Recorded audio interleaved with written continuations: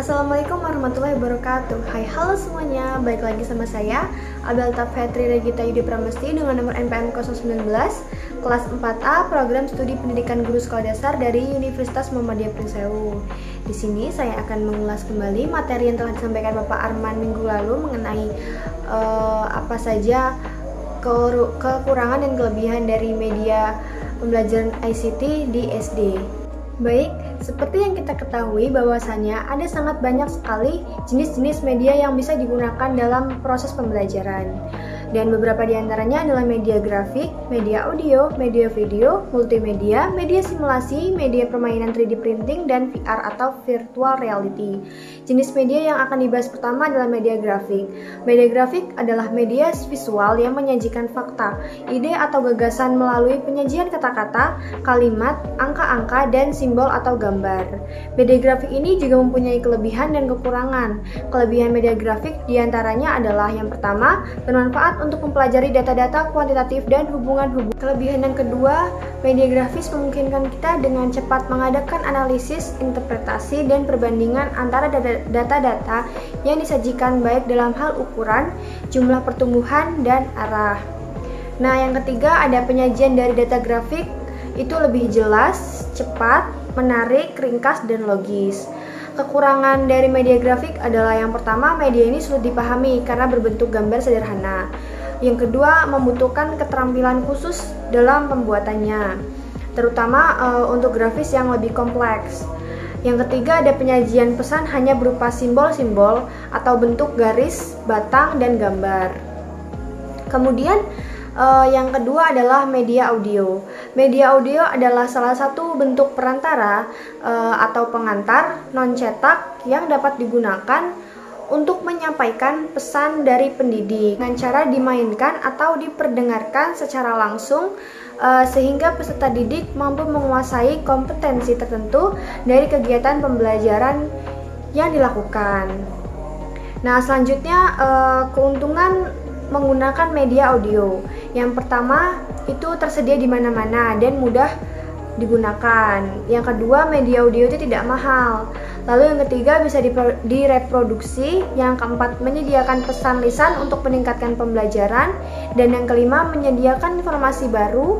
Lalu yang keenam, menyediakan akses gratis bagi berkas-berkas audio.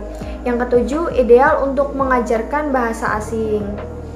Kemudian keterbatasan media audio, yang pertama perhatian hak cipta, yang kedua memantau perhatian, yang ketiga kesulitan dalam pemantauan kecepatan, yang keempat kebutuhan perlengkapan digital. Lalu yang kelima urutan yang kaku, yang keenam kesulitan dalam menempatkan segmen, yang ketujuh berpotensi terjadi penghapusan tidak sengaja. Lalu jenis media yang ketiga adalah media video. Media video adalah media audio visual yang dapat digunakan untuk menyalurkan pesan serta dapat merangsang pikiran, perasaan, perhatian, dan juga kemauan belajar, sehingga dapat mendorong terjadinya proses belajar yang disengaja, bertujuan, dan terkendali. Lalu ada kelebihan penggunaan media video, antara lain yang pertama adalah satu, proses pembelajaran menjadi lebih jelas dan menarik, memungkinkan proses belajar dapat dilakukan di mana saja dan kapan saja. Lalu yang kedua, dapat menyajikan pesan audiovisual mendekati objek aslinya. Pembelajaran relatif lebih konkret, tetapi media video juga memiliki beberapa kelemahan. Di antaranya yang pertama, gambar bergerak sehingga tidak semua siswa mampu mengikuti informasi tersebut. Yang kedua, menyusun naskah atau skenario video bukanlah pekerjaan yang mudah dan menyita waktu banyak. Jenis yang keempat adalah multimedia. Multimedia merupakan media presentasi yang dinamis dan juga interaktif dengan mengombinasikan antara teks, animasi, grafik, audio, dan video yang menjadi satu kesatuan utuh.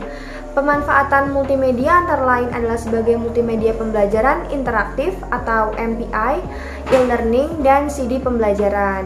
Kemudian jenis media yang kelima adalah media simulasi. Media simulasi adalah suatu metode pembelajaran yang menggunakan teknologi informasi dan komunikasi melalui pengembangan bahan ajar berbasis web. Manfaat dari media simulasi antara lain yakni yang pertama memudahkan pendidik atau guru dalam memberi tugas kepada muridnya. Yang kedua, hadirnya media simulasi memberikan manfaat dalam memudahkan proses kegiatan belajar mengajar. Memudahkan proses kegiatan belajar atau media yang keenam adalah media permainan atau game edukasi. Game edukasi merupakan media pembelajaran baru yang dipercayai dapat meningkatkan motivasi anak dalam belajar dan dapat meningkatkan pemahaman anak terhadap materi pembelajaran dengan menggunakan sebuah media pembelajaran berupa game yang menarik. Kelebihan penggunaan media game yang pertama adalah dapat merangsang pikiran dan kreativitas anak. Yang kedua, game edukasi dapat menciptakan lingkungan bermain yang menarik, aman, dan menyenangkan sehingga dapat meningkatkan kualitas belajar anak. Lalu yang selanjutnya ada game mengedukasi meningkatkan logika dan pemahaman pemain tentang informasi yang diperolehnya saat menggunakan game tersebut. Selain kelebihan yang dimiliki pada media game, ada juga kekurangan media game tersebut, yakni yang pertama ada membutuhkan alat dan media tambahan. Yang kedua, suasana kelas sering menjadi tidak kondusif. Yang ketiga, membutuhkan waktu pembelajaran yang relatif banyak. Lalu jenis media yang selanjutnya adalah 3D printing. 3D printing merupakan evolusi dari teknologi cetak yang mampu mencetak atau menghasilkan objek secara 3D yang bisa dilihat, dipegang, dan mempunyai volume. Kelebihan dan kekurangan 3D printing. Yang pertama, kelebihannya adalah proses lebih cepat. Yang kedua, hasil cetakan sangat detail, bisa digunakan untuk penggandaan produk perusahaan. Lalu yang kekurangannya, yang pertama kurang begitu diterima oleh masyarakat, lalu kurang praktis, yang ketiga copyright akan mati. Jenis media yang terakhir adalah VR atau virtual reality. Apa itu virtual reality? Virtual reality merupakan sebuah istilah yang digunakan untuk menggambarkan sebuah kenyataan buatan yang dibuat untuk sebuah tujuan tertentu. Kelebihan utama dari virtual reality adalah pengalaman yang membuat pengguna merasakan sensasi dunia nyata dalam dunia maya. Selain itu, kelebihan penggunaan VR yaitu lebih mudah diakses, lebih murah, dan lebih mudah digunakan oleh siswa dan guru. Kekurangan pada VR sendiri adalah dapat mempengaruhi mental penggunanya karena tidak bisa membedakan mana dunia nyata dan dunia virtual. VR dapat membuat penggunanya mengalami perasaan kehilangan realitas dan perasaan isolasi saat berinteraksi dengan dunia buatan. Nah, mungkin cukup sekian materi yang dapat saya sampaikan. Kurang lebihnya saya mohon maaf. Saya akhiri. Wassalamualaikum warahmatullahi wabarakatuh.